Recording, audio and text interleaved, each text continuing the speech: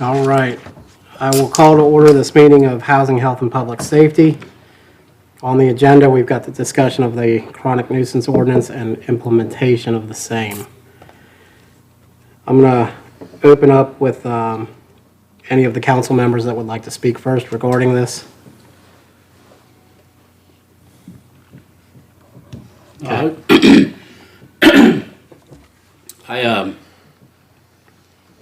I've been trying to push for the task force and for us to work as a smaller knit kind of thing, so every department knows what's going on with a particular property. Because in general, the health department could be writing citations, and the police department have no idea that that they're doing that, or what fire department doing something and the building department not know. So my original thought, which we were able to do in early 2000, was to have this kind of the task force where a member of each of those departments are together. They can all talk about the fact and report to one another, however that we could organize that the health department's got 3 citations in the last 6 months on X property. The police department's has got 15, building department's got X, and just go through. That way we all look at them and we can all kind of pound on that to try to get something.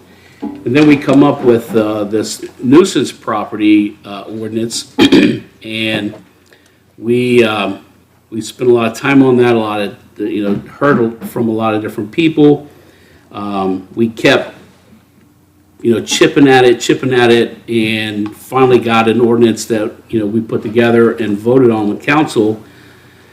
And now I'm disappointed to find out that I'm told that this doesn't have any teeth to it, that it's not even enforceable. And I guess I'm a little disappointed in why we even write it to vote on it if you that are writing it, if we can't enforce it. That's a little bit troubling.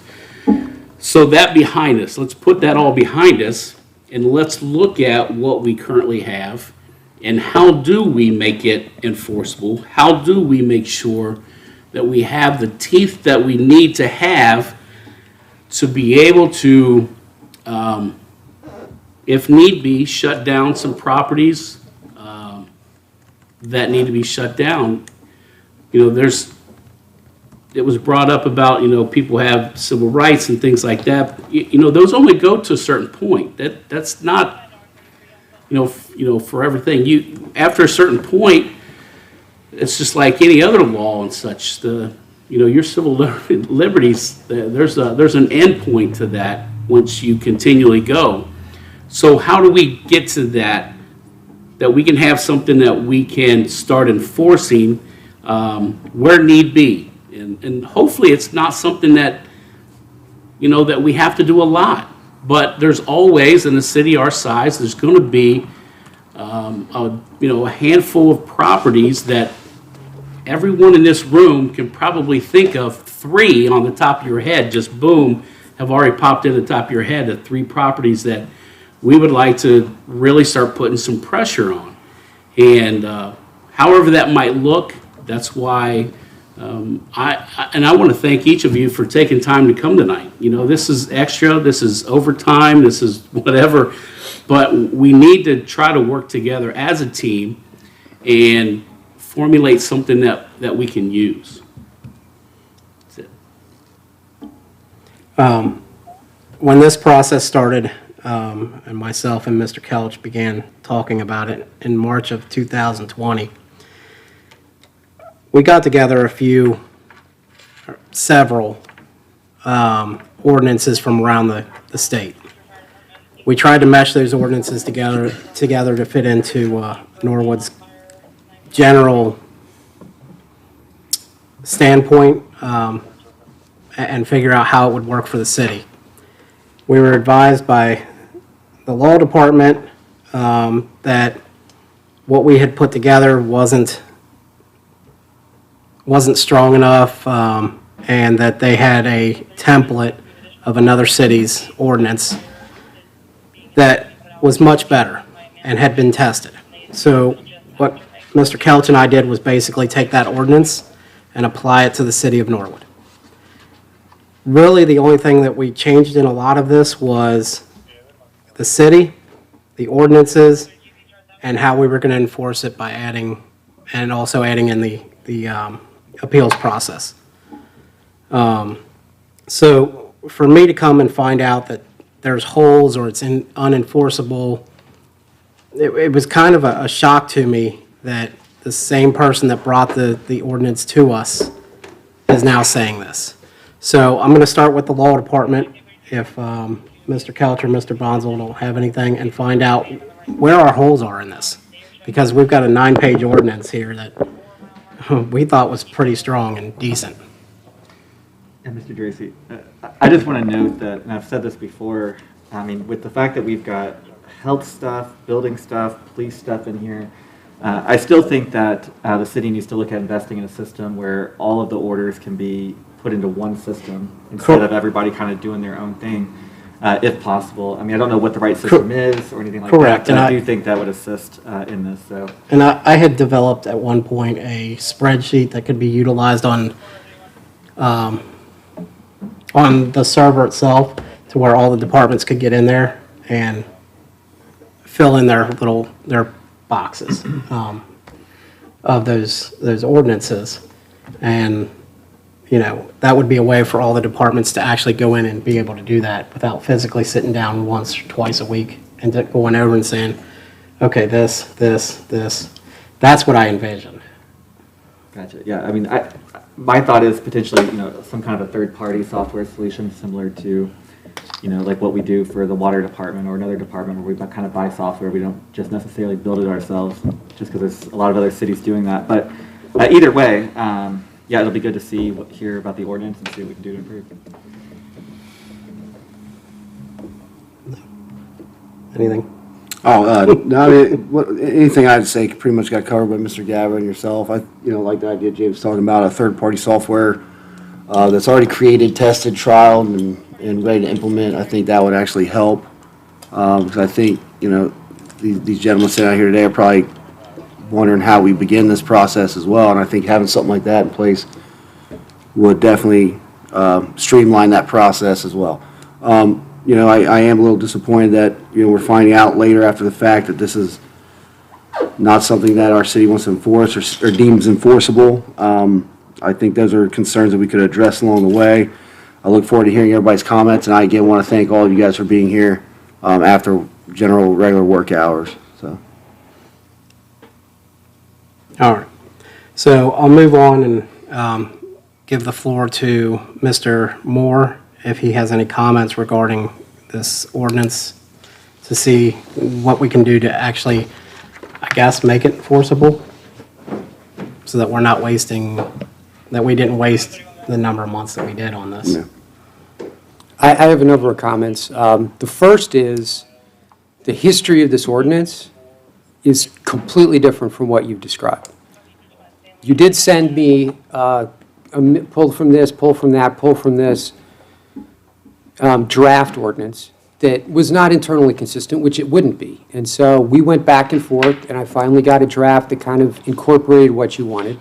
We had the committee meeting, and at that point, Mr. Garcia, he was looking at other cities and what they did. He said, Middletown's got a good one, you should do that.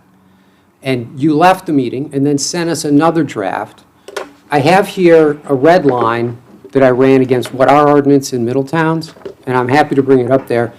There's maybe half that is the same, because we went through 5 and 6 more drafts after that. And after every committee meeting and then council meetings, there were changes made. And that's not at all. So the idea that, the law department presented you an ordinance and you passed it, and now the law department's complaining about it, is just not true. It's absolutely not true. We suggested, look at Middletown's, but that's not at all what you came back with.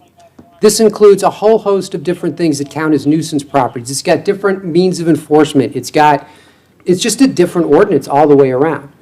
Now, if you want to get to the idea of, here's the problem with the ordinance. So the property that has come, was discussed at the last council meeting, right? My understanding is it's a 3-family. In order for this, and remember, we went back and forth, I don't know how many times on how many violations does it take before anything happens. And that started with 2 or 3 for a single family, or 4 for a single family, and, 2 or 3 for a multifamily. And after committee meetings, and people came and said, hey, wait a minute, I don't want to get hit with this because my grass is long 3 times. I don't want to get hit with this because I have a couple of tenants that cause problems. I don't want to have to face this kind of issue. And so those were adjusted. For a 3-family, right, a nuisance property is a multifamily 2 to 9 units. You need 8 or more nuisance activities or 2 felony drug offenses during a 6-month period. I don't know how many 3-family houses have 8 nuisance activities in a 6-month period. And I'm assuming the idea isn't we have the health department goes and writes up 3 things, or the health department goes and writes up 3 things, and the building department goes and writes up 2 things, and there's a junk car that's towed, and they're all on the same day. I'm assuming that's not the intent of this, that it would be, oh, we went out on this day, and there was this issue. We went out on this day, and that was that issue. We still haven't resolved the issue of if the building department issues orders, does that count? Or do we actually have to go to mayor's court and have a conviction? On the felony drug convictions, there's no way we can say, oh, a neighbor called in and thinks they're dealing drugs and count that as a felony drug violation under here. There's no way we could possibly go in front of a judge and say that, oh, yeah, that's the standard. So you need 8 for a 3-family house in 6 months. I don't know how many properties have 8 in 6 months. And so that's part of the problem. The other part of the problem is that, yeah, you're right, there is an issue of how do we track it across? I mean, if the building department's written orders for this, and then they come back in 2 weeks or 5 days or whatever the time is for the thing, or the health department has come back on grass and they come back in 5 days, and it hasn't been done, they may not talk to each other. But if those are the things, getting to 8 is hard in 6 months. And then at that point, or maybe I'm trying to remember, it may be that it's 7 out of the 8. The chief can send a letter out saying, you're in danger of becoming a halfway chronic through, it'd be nuisance. 4. Or maybe it's okay, it's at 4. You can send a letter out then. But you still, before any actual enforcement, you got to get to that 8. And so we could be sending letters out more often, but for a single family, it's 4. So at 2 in a 6-month period. Well, there's lots of play. I mean, and I'm all for this if this is the way that the administration and council wants to do it. I've got houses where they'll get cited twice in a summer for long grass. I'm happy to send them a letter for that. But that's not really that's not the thing that council was upset about.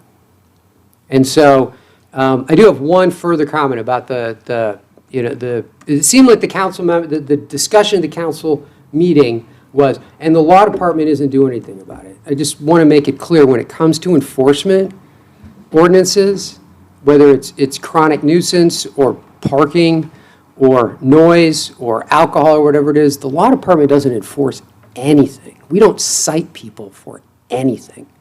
If people are cited to court, we prosecute them. But we don't go out and write people up for stuff. So I understand there may be some that the administration is not, oh, they want the chronic nuisance, so that's what we're going to focus on right now. And that's a conversation that needs to happen so that everybody's on the same page as to what to expect and what are the things we need to do to take care of the ones that are the problems. But there are times when I sit in council meetings, and I think we should all be glad that I'm not allowed to just raise my hand and shoot my mouth off like I used to be, because I was about ready to take somebody's head off at the last council meeting, because that was entirely misleading.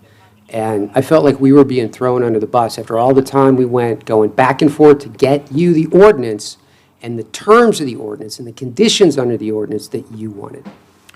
I have a couple comments. There's things I agree with you on, like the enforcement thing. That's not you guys. Like you said, you prosecute if it goes that. But that's what we got to find out is who is going to be the enforcing office. Who is it going to be? Somebody the mayor designates? Is it going to be Chief Kramer, the police department? Is it going to be somebody John Murphy finds? That's what we got to find out. That's partially why we're here, I believe. And that's a real big issue that we need to address per Mr. Gabbard's request and attempts to get a task force going. But I do take, disagreement on some of the things you're saying as far as, well, 8's a lot. Well, those are some of the communications that we really were leaning on the law department for, and I don't really remember us having. If we did, or you did with Matt or whoever, I don't recall those. So if this happened, I apologize. You can prove it. I definitely, be apologetic to that. But those are some of the things we were looking for. A lot of the red line things were, hey, I'm not sure if this can be enforced, or I'm not sure if that's like constitutional stuff like that, which definitely is appreciative. But some of those things, like your perspective of, I think 8 is going to be a really high number that we're really not going to get to be able to enforce that in that amount of time. Those would have been very helpful things that we could have had. A lot of the changes that we were making, a lot of the back and forth at the committee meetings and council meetings, those were changes that we were making in good faith with members of the community, members of various rental agencies, landlords in the community. So that's us working with members of the community to put together an ordinance that works for our city, not just us putting something together and saying, here, deal with it. So those are a lot of those changes are very necessary changes. I feel like when you're working on something this in depth, that's going to impact a lot of people. I think those changes, we can't really be facetious about all these changes we made when that's something that's important to do on something like this, I think. My point was that we did not just hand you an ordinance and have you pass it. My point was the numbers in here did not come from the law department, and how many violations you wanted was not our decision. It was yours. You guys make policy. We don't. Correct. So if Exactly. that's how many you want, that's fine, and that's what we put in. And those numbers changed back and forth on, over and over and that's over what I'm again, getting to. which is fine with me. But those are the numbers, and those numbers did not come from the law department. That was my point. But that's the point I'm getting to, is that would have been good information to have, is we're putting this legislature together. You guys are the ones with the legal minds writing it, so you guys are right there with us. That information would have been quality information to have while we're putting it together, instead of later finding out, well, this is not very enforceable. Obviously, we don't want to pass something that's not very enforceable. That's a waste of time, it's a waste of resources. It's wasted legislature, and trust me, I hate that more than anything. But if we had some of those, hey, I think 8's too steep, why are we at 8? Just curious, maybe 6, we're going to prosecute them if they get there. We're not going to have a lot of prosecutions in that time with 8 because they're not going to get there. Then my mistake was assuming that after you had the committee meetings and discussed it among yourselves and heard feedback from land property owners and from residents, and I'm assuming from the people that would be enforcing it, I assumed that you thought about that and understood that, it's going to be, this is what that number is going to be. Well, So I guess that's my fault for Well, assuming we all- after we all all the know- committee we all meetings know the- and phone calls you got that you didn't understand what those numbers. We all know the old adage with assume, you make an ass out of you and me, but I get that and I appreciate that. Like I said, we're here to talk about these things for a reason. And obviously, I think everybody in this room has a vested interest in making sure this ordinance does work properly and efficiently. We have tons of residents out here that, they're looking at us right now to make sure that we're going to get this thing in line, get it tightened up, make sure it's shooting on all cylinders, the wheels are greased, and we're ready to go. And, we can point blame all we want, but that's not going to get it done. What I am more interested in hearing at this point is, how do we change this? How do we fix this? What needs fixed? We got members of everybody here. I believe this gentleman's fire department back here. So we have representation from all of our departments. We have the mayor in the house, safety service director. We got the whole VIP package. What do we do moving forward to make sure that this thing is viable for our city, to make sure that we do have something good and quality that we can use? I just, along those lines, what I would suggest is for the people that are out writing orders, that are approving the orders that are being issued, that are sending police runs, and actually making arrests that lead to prosecutions, I would start with what they identify as the kinds of things that happen at the worst properties. Because when we used to have, when I was first law director, and I know it happened earlier than that too, before I was law director, but we had for a while monthly meetings where it's like, what are the worst ones? What can we do? And some of them you can do some about, some of them you can't. But I would start with those. What are the kinds of things that happen there, and what are the options we have? So that's exactly where I would start, is they have ideas on what are the kinds of violations that are violations of our code that would get us to raise that level. So, yeah.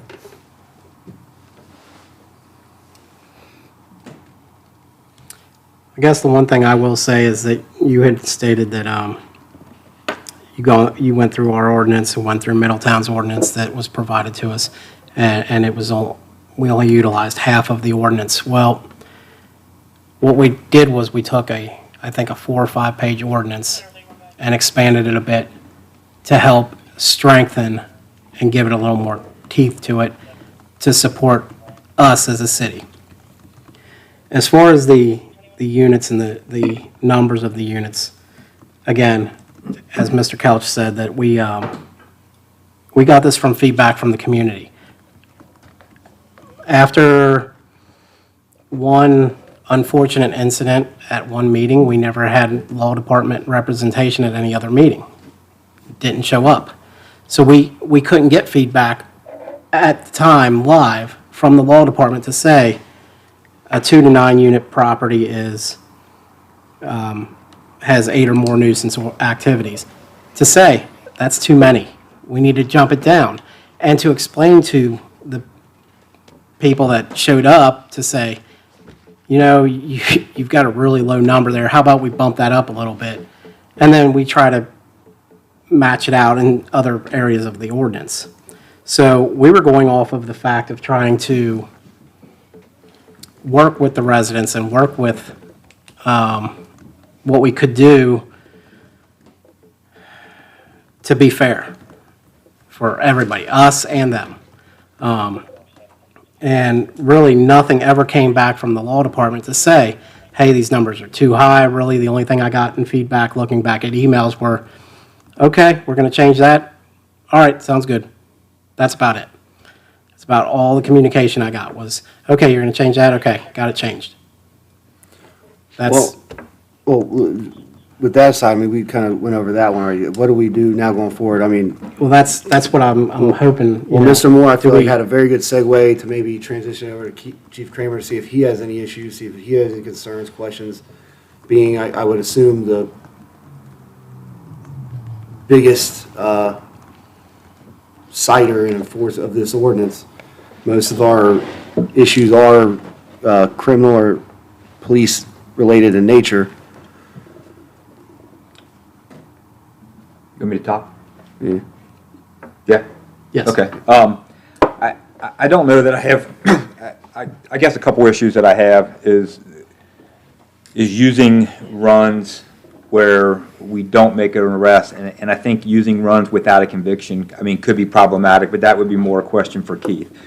What I can tell you is, just kind of looking at the property that we've been talking about is the one that came up at the last council meeting, and just giving you like a kind of a 6-month snapshot of going through our CAD and looking at the runs that we've had here.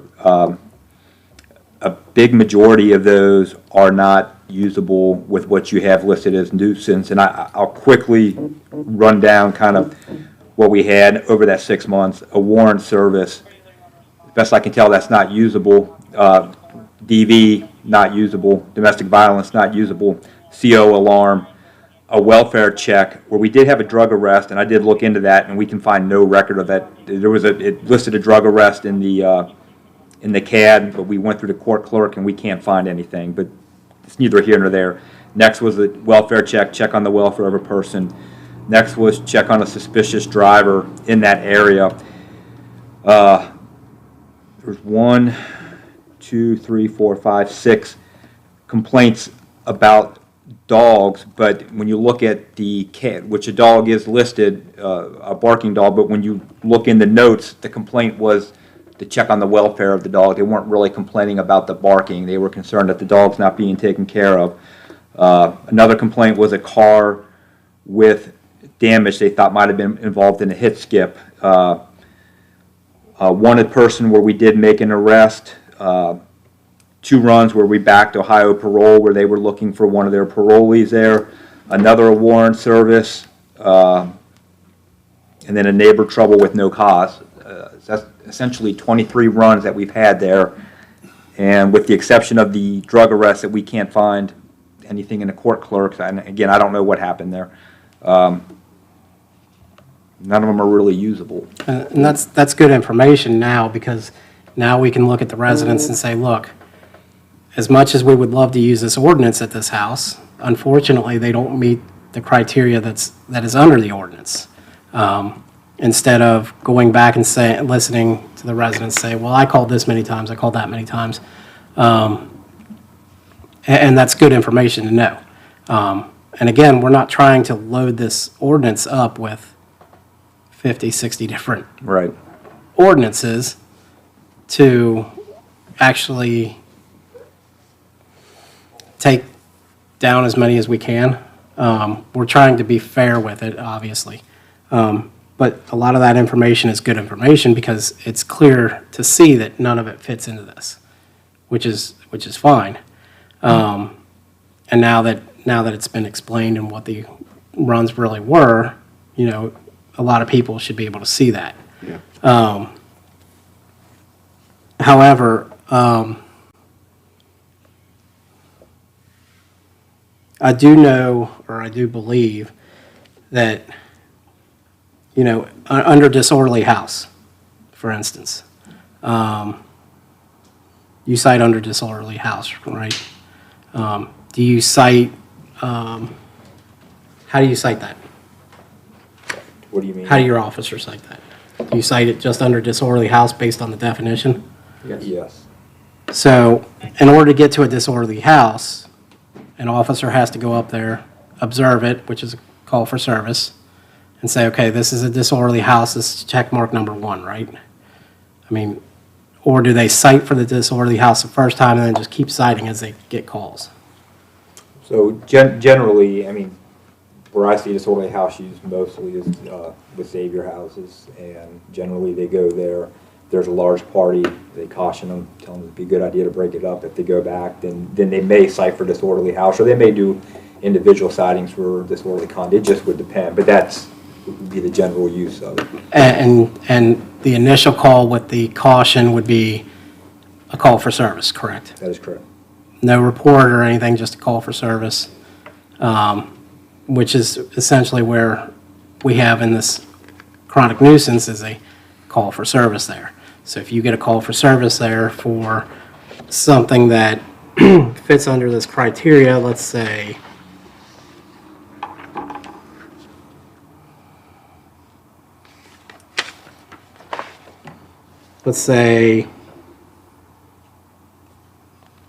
I don't want to use an assault because more than likely somebody's going to be arrested under that one.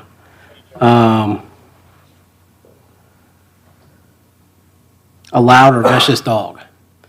A lot of times you wouldn't cite under that. You would more or less caution them and say, hey, look, you need to keep your dog quiet, right? Typically. So that would be a call for service. That wouldn't be a report. That would be, hey, I went out there, cautioned them, 2-6. So technically, if you go back for a second time, you could cite under this, just the same as you would cite for a disorderly house.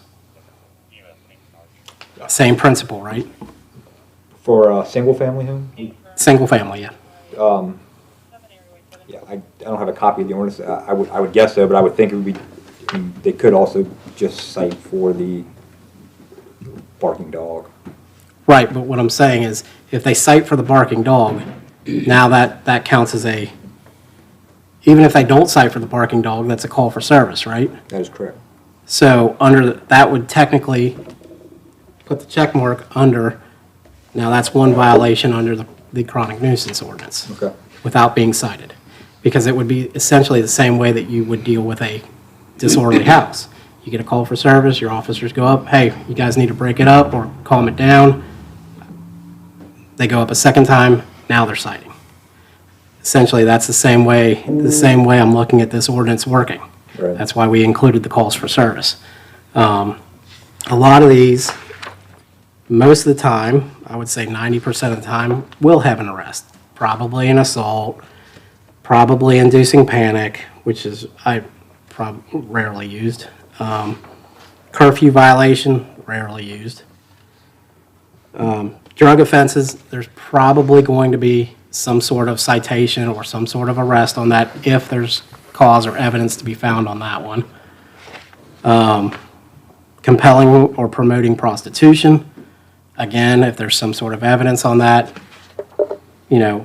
obviously, it'll come up in the calls for service clearly what was warned or what was there, what they were there for.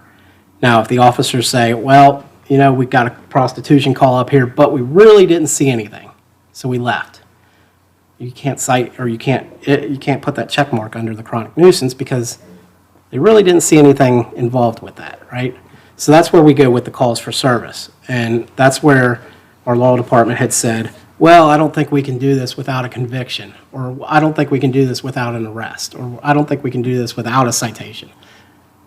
But this is my explanation how we can do this without a citation, because we're already utilizing one ordinance in the same way. And I will say, I'm the one that really pushed for not needing conviction because, you know, we all know we can arrest people and they get out of jail and now they're back on the streets causing a muck. You know, there's good lawyers out there and they get paid for being good lawyers. You know, people get off of things. But that doesn't mean that a nuisance offense hasn't occurred. That doesn't mean that the neighbors haven't had to deal with an issue, you know. So to me, calls for service for something listed in this, I felt like it was appropriate because, you know, a nuisance has still happened. There's still a violation of the ordinance. I feel like that was, you know, good enough to go. I understand how a conviction would probably, you know, seal the deal and be the icing on the cake, say, hey, you got convicted for it, look. But And that would be good during the appeals process Yeah. because we could show that. Yeah. That would be a good spot if we had an arrest or a citation. But if, it's my thought, and Keith, anytime, it's my thought that if we go just based on convictions, I mean, screw 8 for a three family. I mean, we're likely not ever gonna be able to enforce it if we go just on convictions. And we're still gonna have properties that are causing nuisances to their neighbors and all sorts of things, and how do we go from there? I think that, I don't have the disorderly house ordinance in front of me. I wrote it 20 years ago. My intention was that it was going to work kind of like this chronic nuisance ordinance, but it didn't. My mistake was not talking to the chief of police at the time to see if he cared what I thought, and he didn't. But what it did do, the one benefit that came from it is that if you go to a party and there's 300 Xavier kids, you don't have to catch a bunch of people underage drinking to shut down the party. You don't have to arrest people for public intoxication for that. If it's that big a mess, if it really is, the place is way over the top disorderly at the time, you can just arrest the people that live there. And there is no better way to stop a party than to arrest the people that live there. And that's generally what and the ones that I've seen that have come to mayor's court cited under that are really, you're operating this place, it's like this place is guilty of disorderly conduct, or you're running that place that way. It's not we've got this one and then this, it's not the check mark effect like you think of with the chronic nuisance ordinance, or the way I originally intended that disorderly house ordinance to be written. That's generally not the way they're cited into mayor's court when they are actually cited under the disorderly house. And I agree with you. You can go up and just start arresting people, and that's a great way to shut a party down. Been there, done that, seen it. And the one thing that I was looking to do tonight was try to incorporate and look to amend the chronic nuisance by adding in that disorderly house. How I missed it, I'm not sure. I heard it for so many years over the radio from Norwood going out and requesting Xavier officers to come assist them on that same run. So how I missed it, I don't know. But that was one thing that I intended to do tonight was amend this chronic nuisance to add that in there to help the police department out with an ordinance to be incorporated with this. Something that might help them a little better with the chronic nuisance, because that seems to be one that they generally utilize a lot. Or at least they had, I don't know. I don't know recently, but they had at one point when I was listening to the radio. I don't know how many disorderly houses they go out on now. But I know that was an option for this most recent property was the disorderly house. I haven't looked at it to see if it fit in there. I don't know if it does or not, but it doesn't sound like it. Again, that was something that you had written that I was trying to expand on with this chronic nuisance. And this And- adds a civil penalty, which makes it different. The Just chronic the- nuisance? The chronic nuisance, the idea is like, oh, we're going to tag them with a civil penalty. Correct. The disorderly houses, we're going to charge them with a misdemeanor. We're going to charge the Well, owner and- with a crime. And we had discussed that at some point, going back and forth on civil versus criminal, and we had decided to kind of compromise. I believe Mr. Bonzo had brought it up to just make it a civil penalty, and it seemed, it seemed like it had some favor to it, so that we wouldn't be criminalizing it, and just keeping it as a civil penalty towards the landlords. And I think that this chronic nuisance, especially if we can get it solid and marked down, something like this disorderly house could be an asset for that chronic nuisance and keeping the landlords in check, maybe with Xavier, and saying, keeping them to a point of they need to instill into the Xavier students to not have the excessive parties, the excessive drinking out in the street, the excessive whatever else they do over there, loud noises. And, there's obviously a lot more that we can put into this ordinance that we can just amend and throw into this ordinance if we need to, or take out of this ordinance if we need to. And that's one thing that I would, I'm hoping at least tonight to get a couple ideas of what to add or what not to. That's one reason I invited the building department here, so I could figure out what they use the most as well, as far as citations or citing, so that we could maybe amend this down the road to include some of the building department, because there's so much in the building department that I didn't even know where to start, to be honest. And I couldn't get a hold of anybody up there to even talk to anybody. Well, if I can, before I go into kind of what I want to say next, I kind of wanted to ask, is there anybody else up here that has concerns, questions, ideas before I get started On anything? on the ordinance? Okay, something that you might look at. You've got felony drug offense under the and/or. Most of the drug unit's work is nickel dime here. The felony arrests occurred outside the city of Norwood. Well, what our intentions, and maybe it's probably not clear enough, is I think that's where you're going with your police background, is what we're talking about is a felony drug arrest or conviction that led to an arrest from that property. So if this property's dealing drugs and Chief Kramer's guys go and bust them up, and months later they get charged with it, it's a felony and they're convicted, boom, that goes to that property. If you get busted in Roselawn or St. Bernard and get a charge, I mean, that's not going to count on your home record, No, but maybe that's, Leave is it that, to other people. yeah. Today's incident or yesterday's involved a bar in another city on a tip from Norwood. Yeah, Correct. But what we're saying is if there's somebody dealing out of a house, dealing out of an apartment, because I think I know, I've heard at least 3 of them up in Ward 4. well, maybe that's something we should write down, because he is kind of right there, and we could be a little bit more specific on that, Right, saying because it's that They're property. using, the old drug team was nickel diamond stuff. Yeah. Oh boy, we arrested Tommy for minor possession. They're using these people to get to the big people. You're talking kilos, you're talking ounces, thousands and thousands of dollars in weapons. So they're not focusing on these little people. They're using them to find out who's selling it by the pound, or the kilo, or grams, or whatever. You're correct, and the explanation in here is somebody nickels and dimes somebody in the city of Cincinnati and says, yeah, I can take you to this house in Norwood that's got a stash. Norwood, Hamilton County, Cincinnati Police raid the house. They bring up the picture of all the money and drugs and weapons that they get out of this Norwood house. They arrest the tenants that are there. Guess what? That's under the felony drug. Correct. Dave So- is going to give me the list of actually how many are occurring here. Well, we're- Everybody says, oh, it's all over. What we don't have included in here are the misdemeanor stuff for Right. the drugs.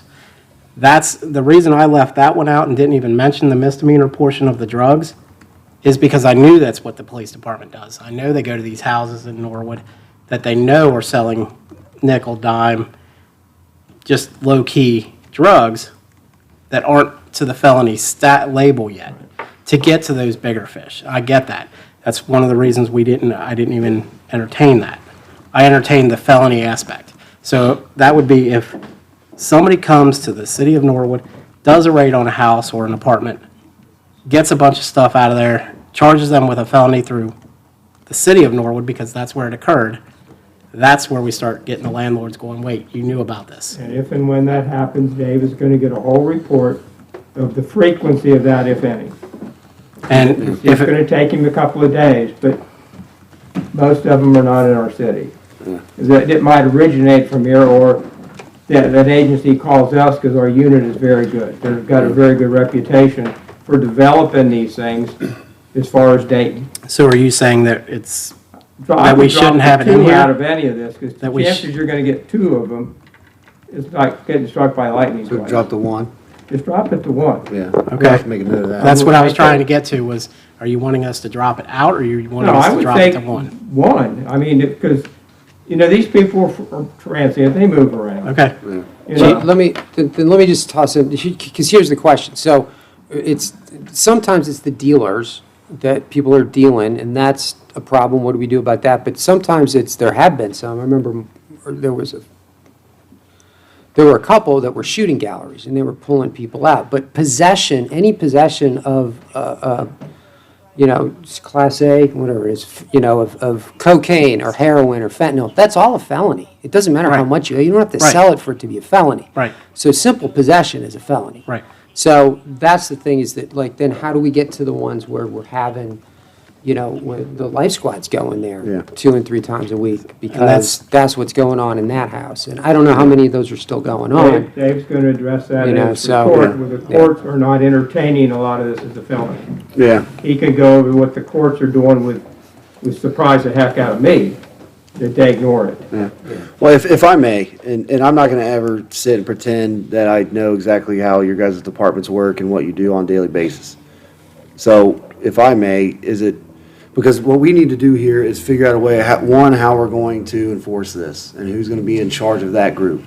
Secondly, we need to figure out what your departments individually, issues may arise from this after you guys get to dive deeper into it. Because I felt like when we were coming here, maybe we'd have more input, more people reading this thing in advance. So if I could, and not meant disrespectfully at all, to try to make you do anything, maybe, if we reconvene and have you guys meet as a body, if this is going to be what the task force looks like, talk about this, look at it individually within your own offices, have other people look at it, find something, what's wrong with this, what can we change to differentiate it, in a way that it from each department where it comes in, it works.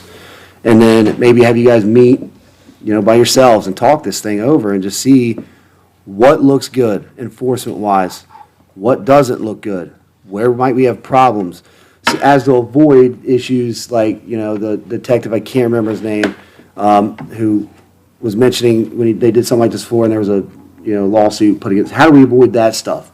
And maybe we meet again, and hopefully, you guys have talked and met and looked over this thing, and you guys now have, hey, this is where we can change this to make it stronger and better. Mr. Rowe, well, this is where we can change this, make it stronger and better. And the health department, the same, the police department, law department. And now we actually have a good quality conversation. We're all involved. We're not pointing fingers. We're working together to make this thing right. And that's the intention, I think, what this meeting should have been. But humbly, I'd like to ask maybe that you guys look at this thing on your own, come together for the inaugural task force meeting, as you would, and just talk about this thing. Ideas, hey, we got this property, this doesn't work for that, this doesn't work for this. Just kind of spitball it and have a trial run, as you would. And then come back here and kind of tell us what is weak, what doesn't work, what do we need to change. I think that would be very beneficial. I mean, not only just for you guys, but for us as well, to get a better understanding of how your offices work, how you cite. I've had a lot of communications with Mr. Shelby as far as like some yards going on, and he's been kind enough to explain the process of how they, cite people, first offense, second offense, final notice, all that. And that was very eye-opening to me as well. So, like I said, I don't know how your departments work exactly, and I'm not going to ever act like I do know. I'm not an expert in that. I've not been in any one of your guys' departments, but I think if you guys, who are the experts and know me, talk this thing out, take notes, bring those back here, I think we'll have a more fruitful discussion, and we can move forward with this in the best way. That's my opinion. Part of the issue that I'm understanding is the health department has the criteria for what they do. The building department has the criteria for what they do. They're different time frames. Okay, you get 20 days initially, and if you show progress, you get 10 more. Or is it 15 and 5? Then at that point, at some point, they start fixing the problem. And at that point, okay, they're showing progress. Yeah. God rest Harry Lehman, but he used to, with all the properties he owned, building department used to go nuts with it, because he would start and stop, and the whole thing starts again. And getting Harry into court was a trip. Yeah. So maybe that's something I think that we can talk about and figure out and try to maybe file some of those edges Different- off to The same fix it. time frame, what Mr. Bonsall brought up, and we just got that Civic Plus we're looking into, I believe, down in Norcom. Maybe there's something, a program in there. But that's what the central program, but we don't have that. And that's part of the collaboration. I don't think Mike has anything going on that I'm aware of, it's all they're complying. The grass cutting, I talked to Jim today about the yard on South Jefferson, right around from my house. He's always that way. And so he deals with it. Now, don't know who owns it, but they deal with it, and Clint is supposed to cut the grass. Because it's kind of like an indigent property. Clint's overworked with the 17 people. He gets behind sometimes. The quality, we got that handled with Mr. English, because it was a disaster. And he hired someone to cut the grass. But, getting him to do stuff, he's in Texas, he could care less. Yeah. He's in over his head with that property big time. Well, maybe, and I understand, things, kind of work differently for each department. Maybe, taking time to look at this and seeing how that department fits into this.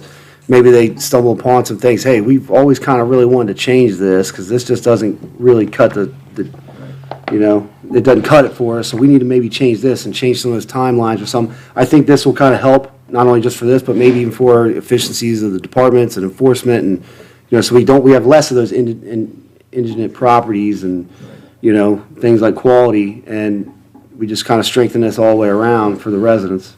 But I think a system that we could work, and I can check with Norcom, I'll be back in Wednesday to find out, is there some program there that everyone can use? And that's the key, because right now, I've talked to the chief about it. Somebody has to remember it, or this RMS, or whatever, it's not like push one button and it spits things out. The individual officers didn't make the runs. I mean, that's the key. They would have to be reporting that they need an easy way to do it. Yeah. Rather than just, hey, chief, this happened and I'm telling you all about it, or their shift commander or whatever. So do we think realistically that we can maybe meet, talk, or you guys meet, talk amongst yourself, look into a program like that, and then kind of we can come back with better information? I think if we set it, I don't see any reason we don't set a date tonight. Yeah. For us to get Absolutely. together and then have a date to come back. I do think that it would, having some kind of system where we can dump all of our data, whatever address, like if something that we could connect to our RMS where all the addresses can go in, the building department, the fire department, the health department, and it could flag once we get to a certain, we can look and see, but that's a story for another time. But I do think going forward, getting together, setting a date tonight and another date to come back and kind of propose to you what we come up with would be a good idea. Yeah, I think that's awesome. Looking at the calendar, I mean, a week from now is Labor Day. That's not a good day. Are we how Oh, much 1 week, time are we yeah. looking at? The framework for the team is there. Part of the, they're down a fire inspector, waiting for Bernie to give the test.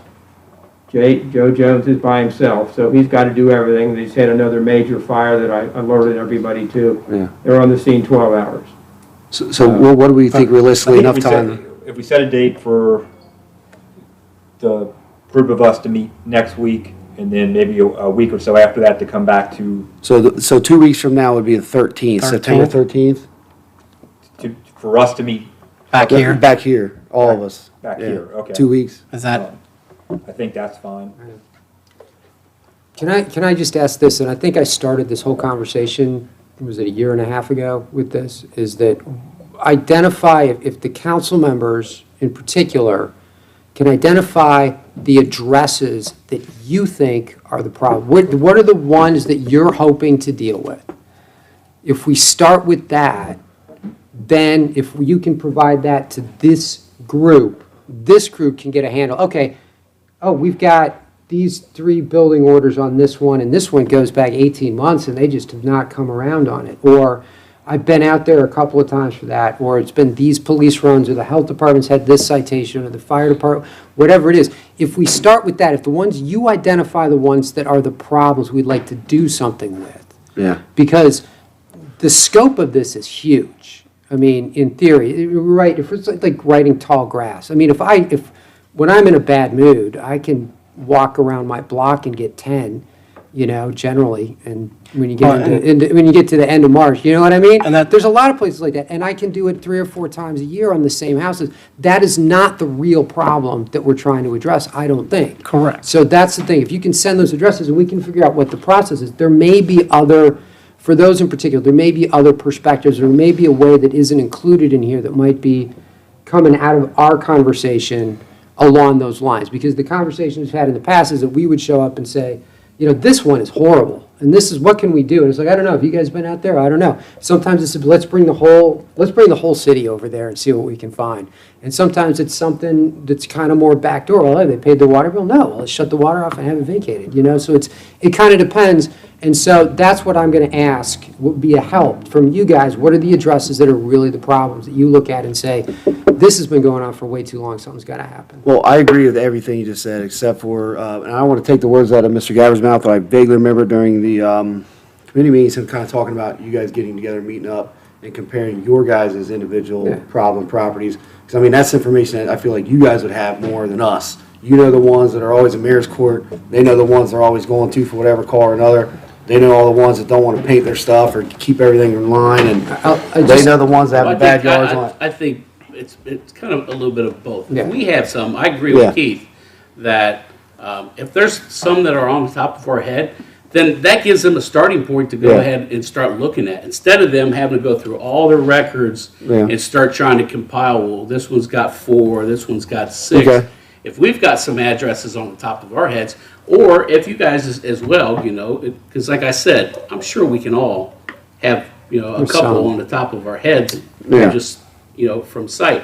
I would like to just go around just real quick and just see if, what kind of things do you think would make this a better ordinance? I don't want to say put more teeth in there or anything like that, but as far as the building department, Mike, what do you think would be some good ideas to consider having as a part of this?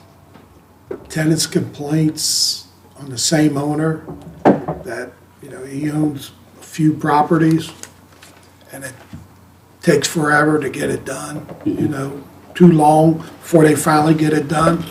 Maybe if that keeps coming back and back and back, having something so many that you write them up, you find them. And that's kind of why I was hoping that somebody from the building department would show up. I know you guys are kind of in between as to commissioner or what's going on in that department. But that's one thing that we haven't put in here yet, and that's because I didn't know what the building department used all the time. Yeah, there's some What is landlords, your- you can, all of us can tell what What is your landlords. struggle? Please? What is your struggle as far as the department? What do you... What's the things you cite for? What do you most? see the most, or what is your most frustrating Well, problem? there's 2 different types. We do block walks, that's just your standard outside. But then you go in, there's, thinking of one person, when you go in, it's always the roof's leaking, and it's the ceiling, damage. They don't go and take care, they don't look at their property during the year. That's the biggest thing. They get the money and they don't go over there. Right. And all that So stuff. what I'd like you to do is, when you meet with these gentlemen here, or whoever's going to represent these gentlemen, figure out what the building department, with yourself and your colleagues, what you would like to put into this ordinance to help you guys. What would help you by putting into this ordinance? Because that's the whole purpose for this ordinance, is to help everybody that's sitting here make their job easier, if that makes sense. Well, in the past, when we write things up, all of a sudden they run to the council people. And the council people think that they don't, you know what I'm talking about. I've And that had, makes it tough. I've had it, And and seniors, I mean, we write somebody up and some lady called me, I'm 80 years old, and I'm thinking, well, I don't know how old you are. I mean, your foundation needs painting and all that stuff, and we work with them, okay? We don't, but they need to be accountable for what, they do, especially people that owns a lot of properties in Norwood. So, Mr. and I Tracy, agree. if I could here in this specific one. So, I mean, one of the things and I know we've talked about this, but potentially I'd love for you all to, when you're looking at your scope, also looking at the overall ordinances that you're citing on in general. And do we need, instead of them only being criminal citations, do we need to start adding civil penalties in some of them as well? Civil penalties in the sense that, they would get notified that they're in violation of this ordinance, and usually probably after some warning first, but that they're in violation of this ordinance, and if they don't respond, or if they don't appeal it or respond within 14 days, then, they owe this fee, this fine, maybe it's $100, whatever. If they pay the fine, then they're kind of admitting guilt in that. If they don't appeal it to some appeals board that we might have, they're admitting guilt. But I mean, I think starting to look at some of these ordinances from a civil perspective, and there's other cities in our area that do that. I think that we might be able to start getting more of these notches on, where we have so much difficulty from the criminal side because the burden of proof is there, the court system is crazy.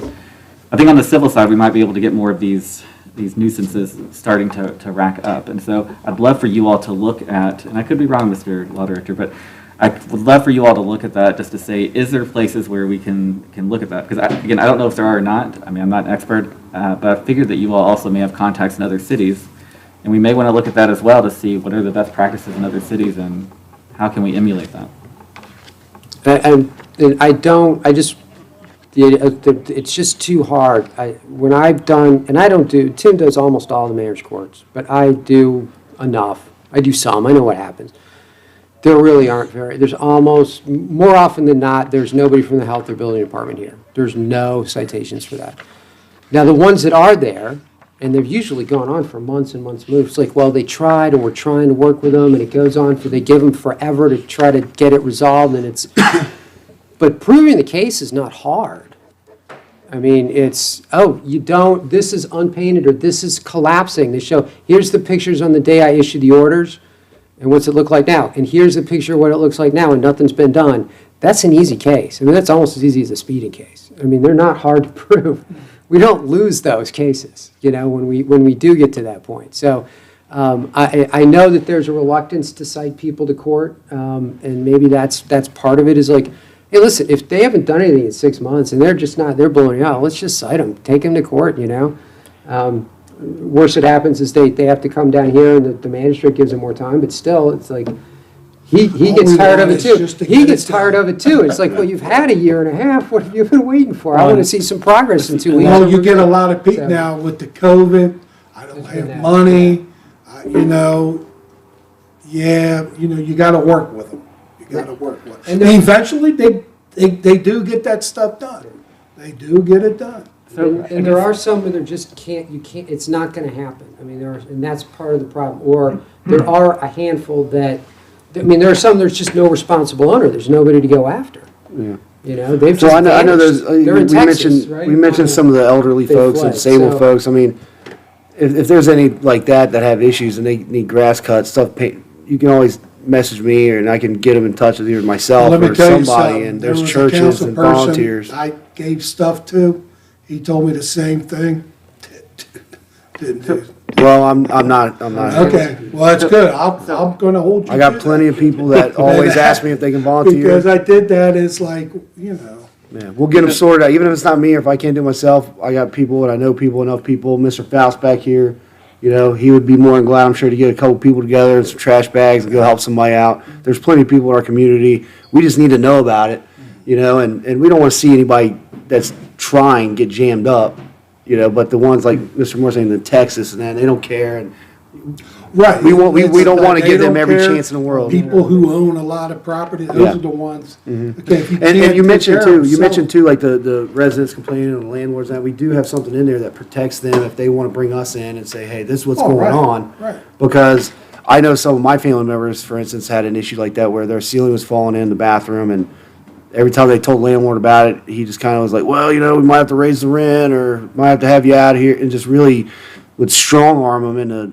shutting up and just paying him month to month, kind of a lease, kind of a grimy deal. Well, they're scared of getting Yes, evicted. yes, because they don't have that money for the And I first know month's rent that's a lot. deposit and that, and that's really wrong to take advantage of people that way, and if we can help them and find out, you said, who these landlords are, I don't know if we still do it, but I remember when I was a young kid, probably like 10, walking in here one time in City Hall, I thought I was in the White House.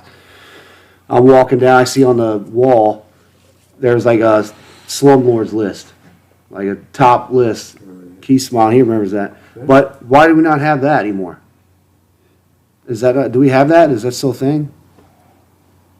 Let's Building do it. department can put it together. Hey, I think nowadays you gotta watch out what you do. Well, And we don't have that list. and Well, if again, it's legal, let's do it. The mayor at the time was all was- about, I don't care what happens this year. We're already an hour into this. Trying Let's to- continue, around the room. Brody, anything for the fire department as far as whether it's, a specific type of run, obviously ODs are probably a big thing, or from inspections? From inspections, I mean, we've got problem properties that, they take forever to fix. They eventually come around, after either going to court or,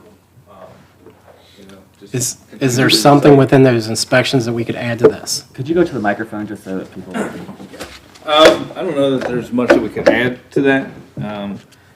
For overdoses, the police are there already, so they're gonna, it's just gonna be a repeat report. I know Inspector Jones cites stuff to court all the time. You guys deal with that stuff, so those things are already in there. They're already being reported out. So I don't know. I think everything that we're gonna do has already been covered. Yeah. Well, I do have a question, because I think Yeah. as we found when we were putting it together, we could not cite or whatever for overdoses. But we could cite them for being under the influence in public, right? That would be a police matter, I would I don't know believe, if because, HIPAA violations and stuff, we can't divulge any of Yeah. that information. Yeah. So the only thing on that end would be the police department making that response and their report. Yeah. Well, I mean, I don't know if it's legal or, I'm not sure if it's illegal or if it's just a policy that like the states do. Like most everybody said it, we want to encourage people to call 911 instead of dying. yeah. So we're not going to just arrest everybody that ODs. I think it's a policy. I don't think it's a legal requirement. It might be though. I think it is now. Is it? Yeah, I think they changed it where they don't want, It's like a good Samaritan type thing. Yeah. they don't don't want want them- cited, They want- for that exact reason, because they don't want.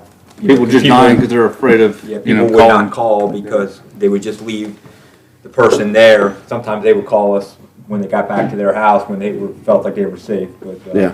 Yeah, the law did, I'm almost certain that the law changed. I mean. But with this, the police department would have at least a name of what the run was. If somebody was hit with Narcan, they're gonna have a report on that, and obviously Narcan only works on one thing, opiate. So most likely it's gonna be heroin. So the police department would have that name, that information, and lead back to that building or that house or whatever it may be, something that's kind of that loophole of the HIPAA deal, where the fire department can't release that information, but the police department has that information. While the police department doesn't cite them, based on whatever the county did 3 or 4 years ago, that still counts as a call for service. Counts as a run there, counts as a drug run, because we know they were Narcan, they were brought back. We can tell that it's some sort of opiate overdose, right? Okay. I see Mr. Moore's probably gonna look further into that. Well, I'm just, because you've said this a couple of times, well, it's a run, so it counts. And I don't think it says that in the ordinance. I think, because that's one of the conversations we had is, well, what is it that counts? Do you have to be convicted? Is it just somebody wrote it up? Does a neighbor We call? put a call for service, so if. Where is that?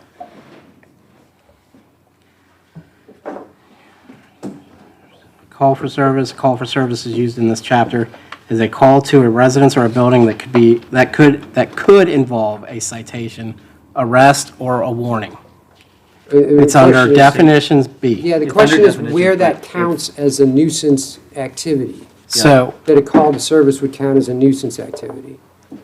Yeah, it doesn't, I will say, I just did a search on the website where the ordinance is, and it's only mentioned twice, right there in B, call for service, and says call for service. So it's not actually, Mr. Moore is right, call for Yeah. service is not mentioned anywhere else in the, And I would not be surprised there's a definition that doesn't, of a term that doesn't get picked up again later, because there were so many changes to this So thing. maybe we should clarify that and put that in there, take that and clarify. But that's the question, if it's gonna be if call for service counts, we're gonna need something more stringent than that, because just, I called because there was a dog barking, or I called because I saw somebody doing drugs over there, and the officer shows up and doesn't see anything, that's not gonna be, there's gonna have to be something else. right, and that's what I that explained documents that. earlier, that is, Right. if somebody's, But you mentioned, it didn't, I couldn't remember it actually being in here, and that's the terminology, that So was what- like, what is the standard?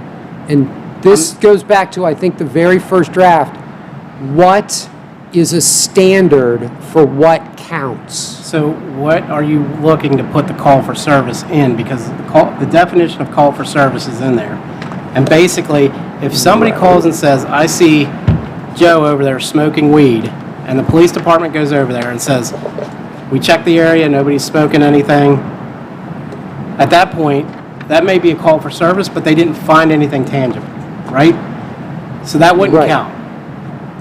Okay, so so nuisance activities, this is where I'm getting at. Curfew violation is a nuisance activity.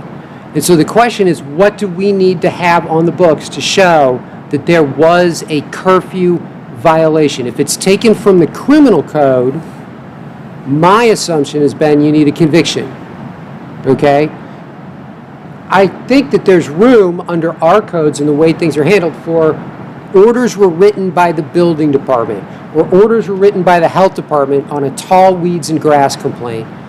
I would be comfortable counting that because it usually doesn't go any further than that, except even quite honestly, nobody gets cited to court for a grass weeds violation. Even though that's a criminal violation, the police department could write tickets for that, right to court. But what happens is if they don't do it, Public Works comes out and cuts it. We don't have a further enforcement mechanism for that. But for the curfew violation, a phone call saying, I saw a kid at my neighbor's house across the street. That clearly can't be enough, but that is a call for service. And that has been one of the questions is, what is it that's going to count? And I think as far as sending the initial letter that says, you're in danger, I don't think it really matters. We can send letters, whatever. But there are people, if you get to the point where I'm going to fine you $500, or I'm going to start putting a lien on your property, I'm going to prosecute you for violating this, they're going to fight back. And if you've just got this, oh yeah, the police responded because somebody called in and said this, that's going to get kicked out in a heartbeat, as it should. And so that's been one of the questions from the beginning. It's what does council great. want to count for one of these? So I agree, and I remember when we were putting this together, I was not a fan of the convictions. But I think if we do it where it's a warning, citation, action by that department happens, I think that's enough. We went there, we checked it out, there was something tangible going on there. We gave them a warning or a citation, a ticket, what have you. It's logged, action was taken. But if you go there, there's a barking dog going on, and you get there and there's no dog, that's kind of unfair. And that kind of helps take away, the looky-loo neighbors that are like, I just don't like this person, so I'm calling every day for something. So instead of a conviction, because I think we'll never get anything going with that, that's just not enough. If we look at warnings, tickets, citations, all that, instead of convictions or runs, I think that's that happy medium where, we start to see results from this. And my whole question, which I still haven't gotten an answer to, is other than this definition of a call for service, how would you word it in there for what you're looking for? Citations, warnings, or actions taken by Because X department. it says it right here. Okay, It says involve a citation, arrest, or warning. That's the definition of a call for service. So he's Right. saying, how do I'm we- saying, what do you want the standard to be to document a violation. My default for any of the criminal ones, and these are about assault, aggravated assault, the fact that there was a phone call, there's no way. So my thought would be that would be somebody who was convicted. There were like 4 bar fights there. Okay, those will count. And these people were at least charged, and Right. it's awaiting prosecution. Okay, that's the thing. I want to know what you want. Once I know what you want, then I can write language, but I don't make policies. So, for instance, because I come from the police side, so I know a little bit more of that side. And I'm going to check with Chief Kramer because I don't know what Norwood's police department does. I just know what I used to do. When I went on a call for service, typically there was disposition. When I left that call for service, I could either put down verbal warning, written warning, citation, arrest. That was typically what I could do for a call for service. I don't know if that's what they're able to do under their CAD system, but that's something that would fit under these definitions of if I go to a curfew complaint and I find this child out on curfew and I go to the parents and say, hey, your child's out past curfew, this is a warning, and the officer documents it, puts disposition as warning, that fits under our may involve a citation, arrest, or warning. But what I'm trying to get at is, do we have to add that for every single violation here saying, Well, I think what might work, and it sounds like what you're getting at, is what would justify, what would constitute probable cause, whether we're going to issue building orders, or we're going to issue health department orders, or we're going to issue some kind of criminal violation. I think on some of this, that's shaky ground, but we could probably start with that, see where we go. It's something that's at that standard that is then documented as that, that it was observed that this nuisance activity was occurring, and, either a warning was issued, or a citation was issued, or orders were issued. I think that we could probably do some language like that, whether that's push comes to shove, we end up in front of a court because we're pushing somebody around. I'm not sure how a judge is going to go with that, but it's a place to start, especially at the point where we're at 8 violations for a 3-family house within 6 months. So we're having to go there all the time, and we are seeing enough of a probable cause to say, okay, we're at the point where we can start writing tickets or arresting people.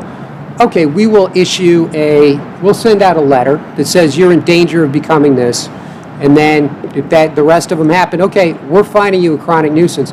Even then, if they submit a plan of abatement that they're going to try to fix the problem, whatever the problem is, then there's no violation under here. So I think that there's a place to go with that. okay, and I look forward to seeing that. Because again, we've labeled out what a call for service is. It's dependent on which department it is. So, I think if we add in something for the building department, orders written, the health department, orders written, along with the police department's call for service, I think, if we have to define those out and figure out how to write those to where they are stable. And again, case law doesn't come from anything, so if this happens to go into case law, it happens to go into case law. Every single law, every single ordinance, every single thing that has gone on in this country has some sort of case law to it. It's just trying to utilize it and see where we can go with it.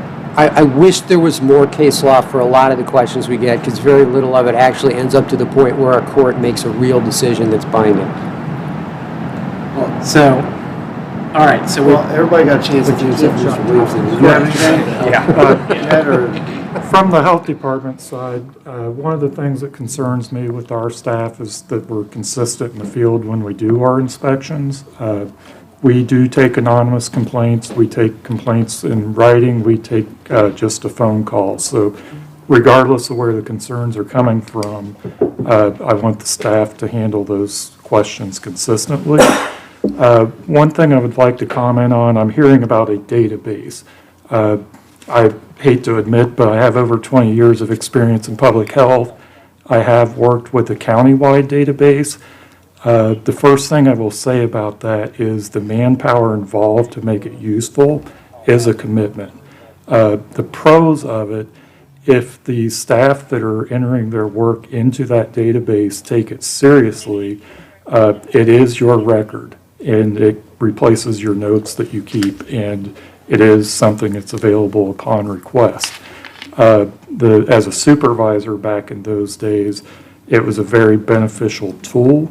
But the other thing it did also is it switched some of the decision-making away from the actual departments and put it in place of another level of government that said, what are the problems with the things that we're looking at? And they could pick and choose how they use that data at that point in time. At the health department, we work with neighbors, we work with residents, we work with tenants, we work with business owners. And when we go and look at a property, we want them to understand we're here because somebody raised a concern to the department. We're not out here to pick on you. We're out here to look at the issue, and we're doing it consistent. At the moment, I have paper records that we can give for any address that we've looked at if there's concerns about what we've done. But if we do move forward with talk about an electronic database, that time commitment to enter all of that information into that system is what concerns me. Well, and that's kind of why we were looking at a task force. It doesn't have to be you, Mr. Williamson. It doesn't have to be Chief Kramer. It doesn't. We put in there that it could be a designee. Just one person from each department who's going to be responsible for making sure that they're looking into this. I understand that supervisors can't always make every single meeting because of prior commitments or such. And that's why we need to get a task force together of those members who are going to be a part of it. It may not be Chief Kramer, it may be an auxiliary of his. It may not be Mr. Roble, it may be somebody else in the building department.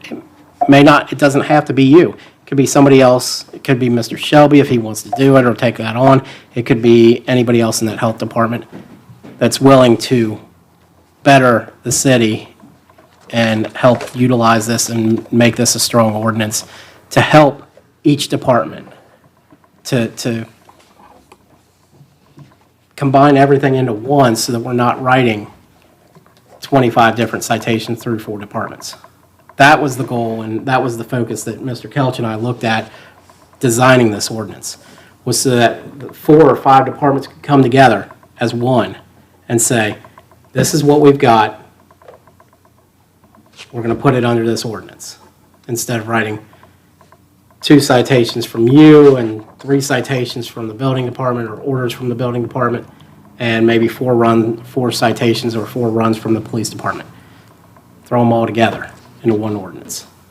That's kind of where we're going with this. And we added some of the health department stuff in here that we thought was, I guess, our biggest offenders. And that's kind of our goal, is to get, as Mr. Gabbard said, when he envisioned this, I'm pretty sure I'm thinking the right way, is that the departments work together as a unit. And somebody, technically according to this ordinance, Mr. Murphy would be the one overseeing the task force. Or the safety service director, whoever is after Mr. Murphy, would be the one overseeing the task force, making sure meetings are together each week, whether it be 1 meeting, 2 meetings, 2 days a week, 1 day a week, whatever it may be. But that would be Mr. Murphy. Now, if he chooses to take an administrative assistant or whoever's over there in his office and say, hey, I want you to take this task on, would you be willing to do that? That's fine, as long as somebody gets it done. That's all we're looking for, is to where we have a nice, cohesive unit that works together to help the residents and boost the city. That was our big thing with this ordinance, was we heard so many complaints in the first 3 months of getting in, that we wanted something to where we could have all the departments work together as one unit. Yeah. So I'm sorry, Jay. Yeah, I was gonna say, if you don't mind, yeah, and just talking about the time effort, I envision, as a best practice, it would be that you all would use whatever system it is that we have. It'd literally be the C-click fix for, issuing citations, that you all would literally be entering it in, maybe either at the site or, putting the picture in just like C-click fix. And it would, when you get back to the office, it would have form letters already ready to go and filled in that you could print out. I'm sure there's systems out there that can do stuff like this that would really save you all time, and then still have the data on the back end that the task force can use to put together. Now, from a police standpoint, it's probably going to be some manual entry, because we're not going to probably change your CAD system for this, of course. But long story short is, I see it as, hopefully it lessens your time, and lessens the amount of manual kind of effort that it takes to actually track all of this. So. And I think, just out of the blue, maybe get an auxiliary officer in at $12 an hour just to do that stuff. I don't know. I'm just throwing things out there at this point, just to run the system themselves. I don't know. I think personally, I think it's kind of ran its course for the evening, and to kind of tie a bow on it and put it to bed, just to recap a little bit. So we talked about meeting again 2 weeks on the 13th. Or do we want to look at the same time, 7 o'clock? And that'll give these gentlemen here time to meet, discuss between themselves, read the ordinance within their office process, come back to us with some things, and maybe we can meet Mr. Moore's commitment of bringing some addresses to them at that same meeting, or maybe in the meeting. I would hope as soon as you can. I'm sure it would take you I got at 5 least a minutes. couple I can There's send. some, you may have to drive up that block to get the house number, but I'm sure that each of you can pick 4 or 5 out right off the top of your head, is like, I would like them to take a closer look at this one, because this one is, I get calls about this, or I'm tired of looking at it, or Does whatever it quality is. count? If you want to, yeah, but again, that's one where, and that's a tough one. The hotel bit, I can't imagine putting a bunch of money in a hotel right now, but I get it. But that's one where the question is, I don't know how many orders, but that's the thing. Yes, that's exactly the kind of thing. What did the health and the building departments, I don't know what efforts they've taken. I don't know what steps they've taken to date. So is it a question that they're over there once a month and or they're sending notices and they're being ignored? Or is it, it's just there have been other priorities, and let's get back over there because we know that they're trying? Or that's the thing. That's the first place, is once we know what's going on with the property. Or the one I mentioned in Texas is he's facing felony charges in Texas. The guy that's responsible for that property, we are never going to see him again. And even if anybody actually finds him, he's never coming back to Norwood to do anything. So there are some that are in probate, and there's nobody to be responsible for. There are some that are in foreclosure, and the bank won't do anything for. And there are some that there are owners, that are older and don't have the money. And that's the thing. Once you have the address, some of these, maybe this is why it's this way, and it doesn't matter what we pass, it won't change that parcel. And some are, okay, maybe there's other alternatives. Then we can look at what are the things that would actually get some pushback on this? What are the ones where if we fine the property owner $500 might actually get their attention? Because those are the ones this ordinance is aimed after. And so that's the thing. Once we know what those are, we'll have a better idea which ones would actually be helpful. And once we know that, then it's, this didn't work, that didn't work. Yeah, so this is the thing we want in this ordinance. Well, and I also think with this ordinance, it also states that we can take control of the property if they don't. I'm not sure what it actually says off the top of my head, but we can go through the process of taking it via lien. That, through the county. yeah, once you issue a bunch of those, then So- in theory, you can file for a lien. But in theory, we could file for a lien in the grass complaints. I don't know what. No, the that's rules are. not- Through that. But I'm the, just- right, but the idea of but once you get to the point of taking somebody's property, then calls for service is not going to be enough. Well, and I think, the $3,000 fine we've got in here is a good teeth mark for catching somebody's attention. Maybe not the guy in Texas, but that's something we can figure out. extreme cases. Yeah, but He's got federal agents chasing him, the $3,000 ain't gonna make a difference. But I mean, but you mentioned though this guy in Texas. I mean, this is why, and there's lots of people that own property here that don't live here, and we're never going to chase down to bring them to mayor's court. So again, that's why I still keep emphasizing, like, I don't know why we don't have more civil penalties in our code, so that we can. I mean, if they don't pay it, then it just goes on their property. Like, we'll eventually put on the property tax bill. The thing is, I don't know how many there are. That guy is a fugitive from justice, okay? That's a different situation. I don't know, at this point where it stands right now, I don't know how many absentee professional football players that don't care there are in that situation. But that's, again, that's the question. Which parcels are we talking about? And then we'll know. But then that's the thing. So you're talking about the Carthage Avenue property that was demolished. So essentially, I mean, people would be able to get that property quicker if they start escalating fines going and it goes onto the property taxes. The bank or whoever else owns it, they're going to eventually not want to pay that as they keep seeing those escalations. So I mean, essentially, that's just one more resource if you have civil penalties to be able to put it onto the property and not just onto the owner of the property when you can't get the owner to come to Ohio. I definitely agree with that. Well, I mean, a lot of these things that you're discussing, and I'm certain you're just trying to discuss some of the specific ordinances that are included in here. That may be a minor misdemeanor under a citation, but if it fits under here, it's a civil penalty. Well, yeah, if you get all the way to the point of getting to the point where they can actually be. But the problem is that we're having trouble even getting to that point. So we really probably need to look at our code overall. But so that we can, I mean, and it may be that some people are impacted and we fix other parts of the code where we have civil penalties and things get fixed without actually making it a chronic nuisance, even getting it this far. But right now, those people are just kind of ignoring the letters because they know we're never going to get there. And we have to negotiate with them. I guess, Equality Inn owners, for example, I mean, we kind of have to negotiate with them on that, but the city's not, like I said, we're not going to Texas to pull that guy in here. But we can definitely give them fines and put it on property taxes and at least let the residents benefit from income to the city. correct, and that's kind of what those neglectful owners, I'm hoping, end up being on this ordinance where they're getting hit with 3,000 this time, 3,000 on the next one, 3,000 on the next one. I mean, So it's going to add up. And I agree. It's eventually, just the fact that to get to this point, it is going to be.